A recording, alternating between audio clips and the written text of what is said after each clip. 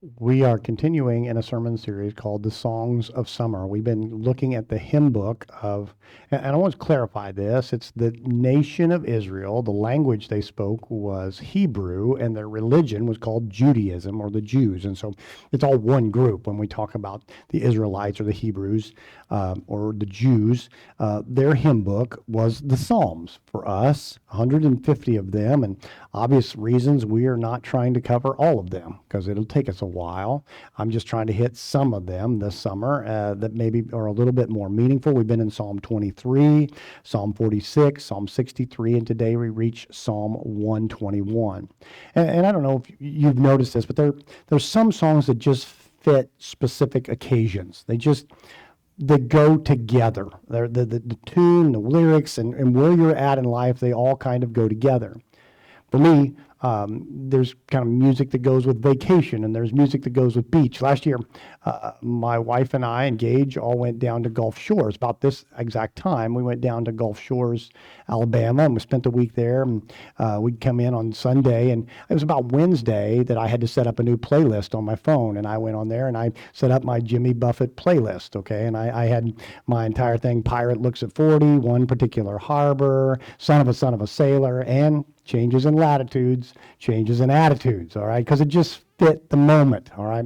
Well, Psalm 21 is one of those things that fits the moment. Now, let me get into why it does and how.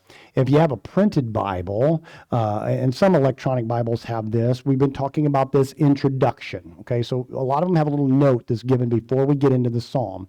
This one says a song, so let's pause there. It's not a prayer, it's not a poem. This is a song, written to be a song of ascents, okay? It may say a song of ascents, or you might say the song of ascents. And you wonder, what in the world is that? Well, if you have a printed Bible or you flip back through, you'll see that actually the psalm before that says the same thing, and the psalm after that, and the psalm after that. From Psalm 120 to 134 are all called the songs of ascent. As an Israelite, as a Jewish person, you were required by Old Testament law to travel to Jerusalem 3 times a year. Okay, 3 times a year you had to travel to Jerusalem to offer sacrifices, to go to the tabernacle, and then to the temple. And so as you were going on your way, these were the songs that you would sing. Now you're going to be traveling up to Jerusalem. Jerusalem sits on a hillside, so as you're traveling up to Jerusalem, as you're ascending to the city, you're going to be singing these songs. They're also called pilgrim songs, and there's 2 purposes. One is that they would recenter you on God. That as you sang these, if you notice, they're all fairly short. As you sang these, they would bring you back to this moment of faith and back to why you are making this journey. The second thing was that they were something you could teach your children with. So as you sang these songs together with your kids, this was an opportunity for you to talk about your faith and why you were making this journey. And so they would sing these songs along their journey. Now, I would say to you that we're probably not on a specific journey, but this has levels of possible applications. It could be that you are on a specific geographical journey. That's what they were. They were going from where they lived up to Jerusalem. They were on a journey. And a lot of us, through the course of the summer, are going to be setting out on some form of journey, physically speaking. And this is a psalm for you. I know one pastor who said that every time that he leaves on a vacation, he and his family sit in their car and they read Psalm 121 together. It's about a physical journey. But it also could be a reference to a spiritual journey. A spiritual journey. Back in 1678, a guy by the name of John Bunyan wrote a book called Pilgrim's Progress, and it's still been rewritten in modern updated language and still being printed and published today. And just the basic theme is that we are on this journey with God. And the main character's name is Christian, and he's going to the celestial city. All right, it's a pretty simple analogy of this idea that faith is journeying from something to something as we walk with God. The other thing is that this might be a psalm that speaks directly to our journey of life. And I say that because tradition says that Jewish parents would put this in the nursery. You know, like we put Psalm 23 on the wall, they would write out Psalm 121, and it would be plastered in the nursery of their house. It was also in the delivery room at the hospital, that in some Jewish hospitals there's placed there as a way to say this is about life as a journey from the cradle to the grave. And as we read through the psalm here in just a minute, you're going to find that there are several levels of application. And some of it applies to a physical journey, some of it to our spiritual journey, and some to life in general. And you're just going to have to fill in the blanks as to where you are. I'm going to explain it to the best of my ability, but let's dig in and read it first. Verse 1. I lift my eyes up to the mountains. Where does my help come from? My help comes from the Lord, the maker of heaven and earth. He will not let your foot slip. He watches over you. He will not slumber. Indeed, he who watches over Israel will neither slumber nor sleep. The Lord watches over you. The Lord is your shade at your right hand. The sun will not harm you by day, nor the moon by night. The Lord will keep you from all harm. He will watch over your life. The Lord will watch over you, over your coming and going, both now and forevermore. The psalm is two parts. Verse 1 and 2 are first person. Where does my help come from? It's focused on that. The rest of them are a response to that question. And it's from a different perspective. So it's either one person writes it and another one gives a refrain response, or one person writes it and then he's listening to that internal voice of God answering the question. There's two parts. I'm going to just divide it along that. The first part is God is your helper. God is your helper. Verse 1 says, I lift my eyes up to the mountains. Where does my help come from? Now, why are we headed to the mountains? Again, remember, Jerusalem is set on a hill. And you would go down through the Kidron Valley and then come up to Jerusalem. It was always up to Jerusalem. But you would also, if you were on a very long journey, you would have crossed and seen other mountains. But something inside of this, seeing these mountains, generates this question about a need for help. Why? What is it? Well, a couple of different thoughts. Number one is that the idea that the mountains withhold danger. It's where predators live, okay? If you were to go into the mountains, there's a chance of bears and lions, and so if you're going to go up there, you're going to need some help. That's part of it, but there's also human predators. That was a good place for people to hide. It was a good place for people to lie in wait as you got off the trail. Then they could jump out and rob you and beat you and leave you for dead. And so the emphasis is, where does my help come from? That's one possibility. The other possibility is tied to the Old Testament. Throughout the Old Testament, 121 times in the Old Testament, there's this statement, there's this phrase that's related to us that's called the high places. That the people went up to the high places to worship. Or, a lot of times you'll find a king, and a king that says he'll tear down the Asherah poles, and he destroyed the high places. What is that all about? Well, they did the same kind of thing that we did. If you went up to a mountain and you're coming out and you come out onto a ledge and you can look out over the beauty of the valley and all the scenery that's ahead of you, and they would say, that sense of awe and wonder must be because God is right here. And so we're going to take that high place and we're going to worship that. There's the God of the ledge and the God of the valley and the God of the mountain. And there was these places where they would set up shrines, set up altars, and they would go up there because that has to be the presence of God, because I feel something inside of me.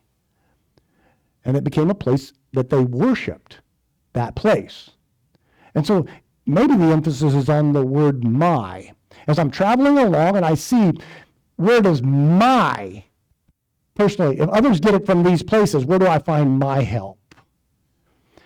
And maybe it's just an emphasis on both of those. As you're traveling along, you recognize the danger, and other people in that danger are turning to idols, they're turning to locations. But as a believer, where does my help come from? That's a good question. Where do you turn when you need help? In your life, where do you turn? It's been a recurring question throughout all of these Psalms we've looked at. In Psalm 23, when you are restless and worn out, where do you turn for help? Psalm 46, when your city is surrounded, when you feel like, I don't know how I'm going to go forward, where do you turn for help? Last week, when I've been led out away from people and I'm feeling a sense of alone and loneliness, where do you turn for help? And today, when I see the mountains and the possibility of danger and what other people are worshiping, where do I turn for help? And he offers up this solution. My help comes from the Lord.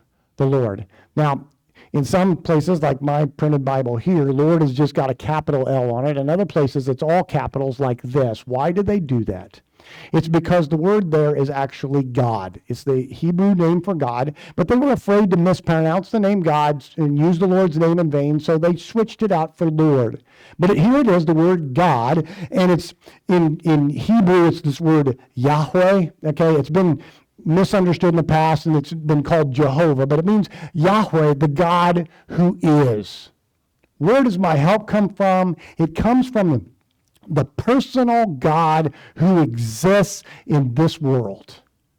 He's the same one who's the maker of heaven and earth.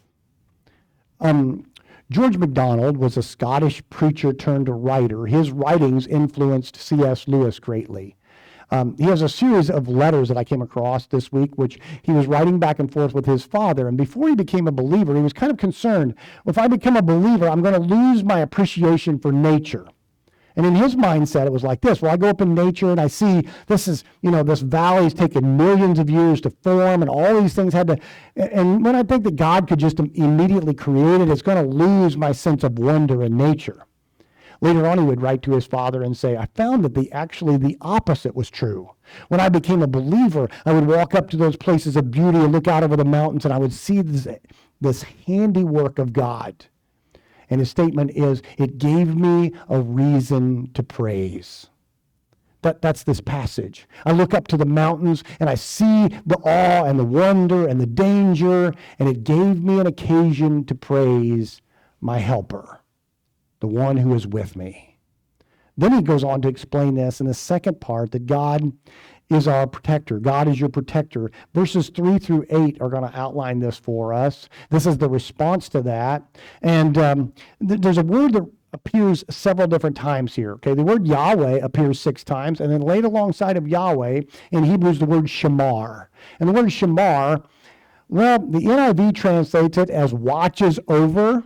Throughout this passage, 6 times it's in this passage as well. 6 times Yahweh, 6 times this word. 5 times it translates it as watches over, and 1 time it translates it as keeps. It could be translated as guardian, protector. It's the key theme of the rest of this passage. He's going to underline why we trust God as our guardian. Okay? And so he's going to walk through this in verses 3 and following. He says, he will not let your foot slip. He will keep you from accidents. He'll keep you from accidents. Now, this may just be physically true, that we worship a God who keeps us from problems, keeps us from accidents. And that's a serious prayer. Like I said, like one guy prays before he goes on a journey. I hope yesterday when you got word, if you saw it on Facebook or an email, that you heard that we had 20 kids going off to CIY, 20 high school kids with 4 adults, and you prayed for them and their journey as they finish up their journey today, and this week they're going to be coming back. You pray, I learned this phrase, travel mercies. You pray that God would have his mercies on them while they're traveling. And so he says, I will not let your foot slip. But it also might have a spiritual level of meaning. And I take that spiritual level of meaning from the New Testament. Jesus, when he invites us to pray, he says, I want you to pray, lead us not into temptation, but deliver us from evil. Here's my translation. Lead me away from the things that would harm me. Help me not, to make decisions that mess up my own life, because we're pretty prone to that. God, lead me in the directions I need to go.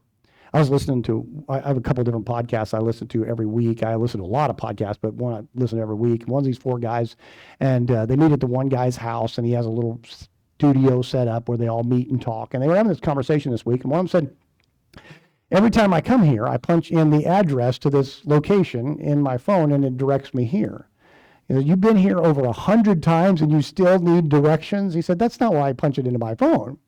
He said, I punch it into my phone because it will tell me if there's been an accident on the road. It'll tell me if there's road construction, tell me if there's a delay of any type. And he says, then it will reroute me so that I get here safely and without delay. That's the image of God here, that God is directing us around danger. He's the God who keeps us from falling. Second, he's the God who doesn't sleep.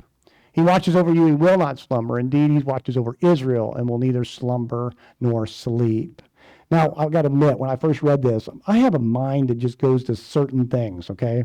So my mind went immediately to Mayberry, The Andy Griffith Show.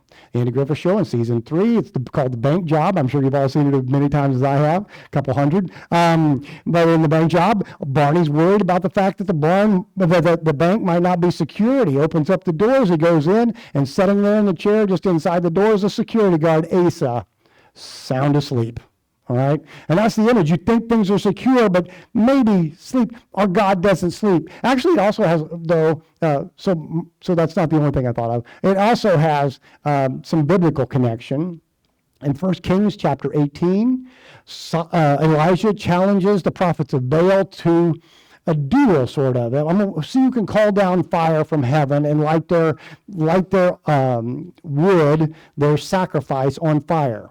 If your God, you can call down fire, I'll worship him. If not, worship him. So the prophets of Baal say yes. And so they start in, they pray, and God, Baal, call down fire. They start early in the morning, and at noon, nothing has happened. And Elijah gets up to taunt them. And Elijah says, well, maybe your God is deep in thought, or maybe he's busy, or traveling, or maybe your God is taking a nap. And that's the imagery here. Our God doesn't take naps. There's not a moment he is not listening to you. There's not a moment that you can't address him, that he won't hear you. There's not a moment where he's away from you. God doesn't sleep. On the other side of this, then, is your God is shade. Verse 5, your God is shade. The Lord watches over you. The Lord is just shade at your right hand. The sun will not harm you by day, nor the moon by night. Shade would have been important for them if you were traveling in the heat and the sunlight. It's I was out yesterday walking with Michelle. We got up late, we slept in, we were walking with Michelle, and I mean, it just was beating down hot. It's just unbearable. Well, imagine that they had to make a journey, sometimes 3 days, sometimes a week to get to there. And they have no air conditioning, there's no vans, no RVs, there's nothing. And so you would want shade. And so along your journey, you get shade. What does shade provide for us? Well, it provides comfort, relief, that your God is the one who comforts and relieves you. And the applications can immediately shift to other things. In fact, I think the passage indicates that it should be taken to other things, that it's more of a spiritual meaning. 2 points of emphasis, okay? One is he says, the sun will not harm you by day, nor the moon by night. I don't know of anyone who's ever had a moonburn, okay? Why would we be worried about shade at night? It's dark. Well, what he's doing is he's conveying in the language some poetic license.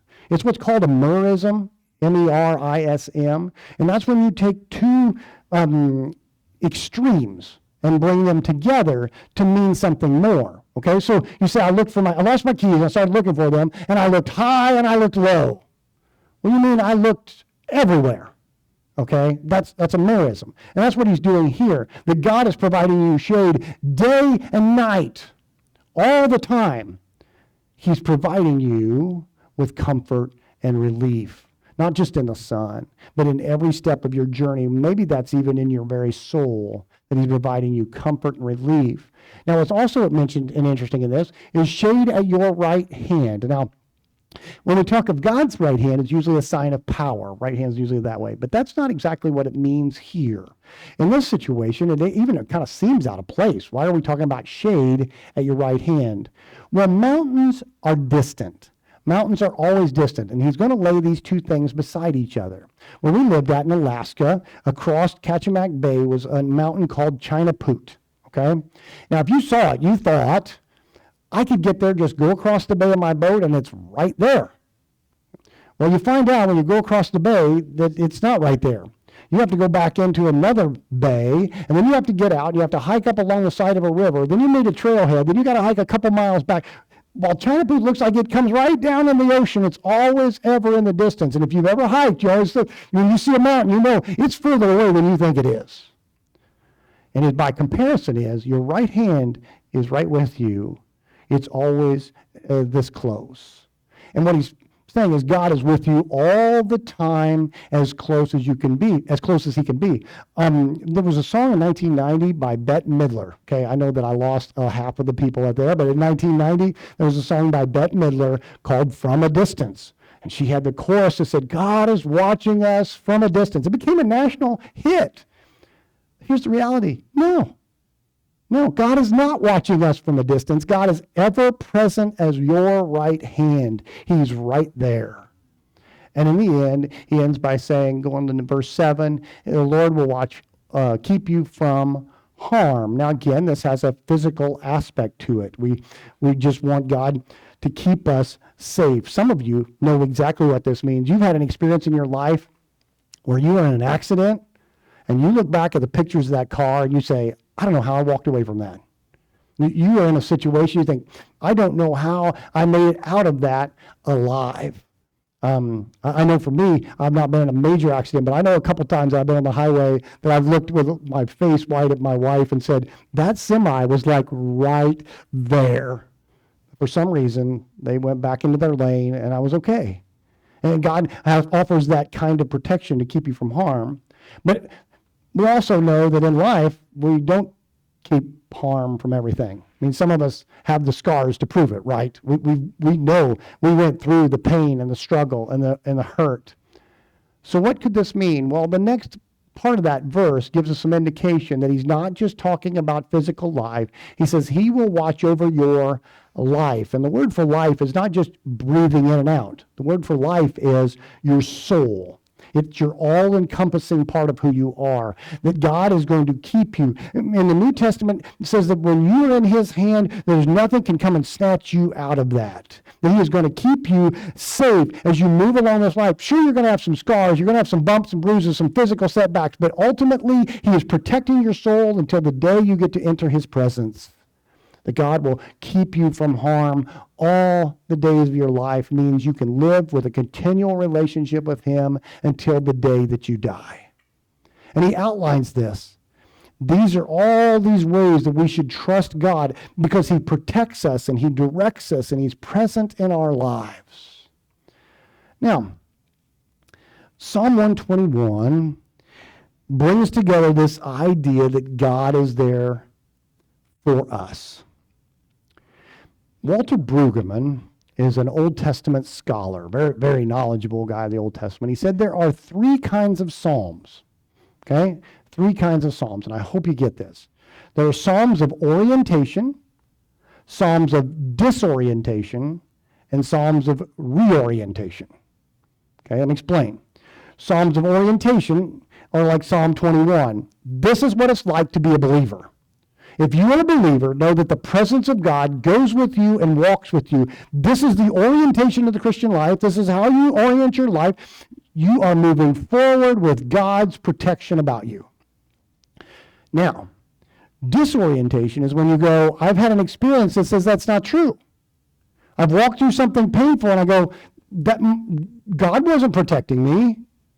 There's psalms that are crying out, explain this to me. Reorientation is when you get done and you reflect back on that painful experience and go, wait, I was wrong. God was with me. I just didn't see it in the moment. Okay? So there's three types of psalm. And so when we read Psalm 121, it is a psalm of orientation. This is, as a believer, know that God walks with you. He's closer than your right hand. He's watching out for you everywhere you go. And if some of you are here today and you go, well, that's not true. I mean, what happened to me, what happened to my family, and you can give me 3 or 4 things, that's because you're living in a place of disorientation. Well, it doesn't seem true. But the challenge is hold on to your faith. Hold on to your faith, because at some point in time, you will come out the other side and go, I was wrong. God wasn't that. I didn't see it. I didn't understand it. But now I look at it and I say, look at all the things God did through that. And the hope today is that you will all reach this conclusion. Verse 8 is the conclusion. The Lord will watch over your coming and your going, both now and forevermore. That you, everyone, whether you're oriented, this is the first time you're hearing this, whether you're struggling with this or whether you're coming back to this thought, that everyone will say the Lord was watching over me. Now, I do admit there are times that he doesn't seem to be making himself known. Okay, I kind of picture it like this. He's like a parent who sends their young child out for the first time, and you can go down the street riding a bike, but they're going to stand behind the tree and kind of keep an eye out. You're on your own, but you're still being watched pretty close. Now, you may fall and scrape your knee, and they're not going to run in and save you because that's part of growing up. as part of maturing, as we have to go through some little hurt sometimes. But he's ever present, ever watching, and if need be, he comes in and he does this for now and forevermore.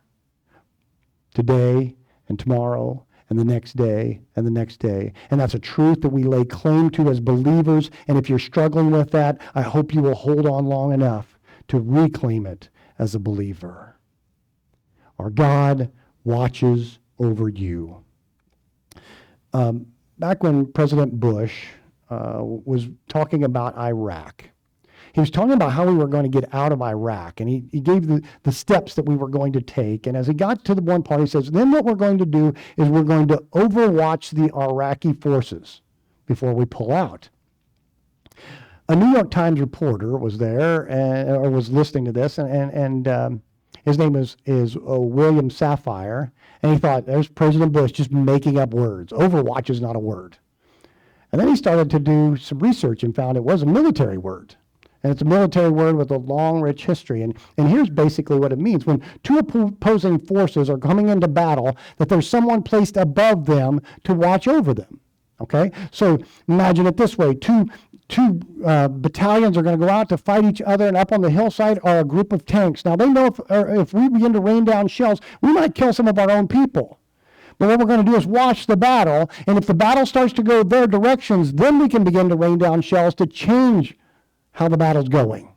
Or maybe think of it in the Iraqi war. We're going to send tanks out. We're going to send weapons out, and they're going to battle with each other. And if it looks like they're losing, then we have planes that are watching over everything, and we can drop down bombs, and we can change the battle. The planes are the overwatchers. The tanks are the overwatchers. It's saying, I'm there, and I will sway the battle if I need to. And ultimately, that's what this passage is about, is that God is an overwatcher of your life. That he lets you go out and travel and go on this journey of life and of faith and go different places, and all the time he is ever present, knowing that if things start to turn against you, he is in that moment able to bring relief and safety. And so the psalmist asks, I lift my eyes up to the mountains. Where does my help come from? My help and your help comes from the Lord. Let's pray. Almighty God, I pray that this is a reality for us, that we will ground ourselves in the truth that you are ever present in our lives, and it will mold us to live for you, to find strength in you, comfort in you, whatever it is we need. And God, if we're struggling to accept that, help us to bring us back to that truth today, that wherever we go, you are present in our lives, and whatever difficulty we're going through, you will bring it to good. Guide us in our thoughts and minds. In Jesus' name, amen.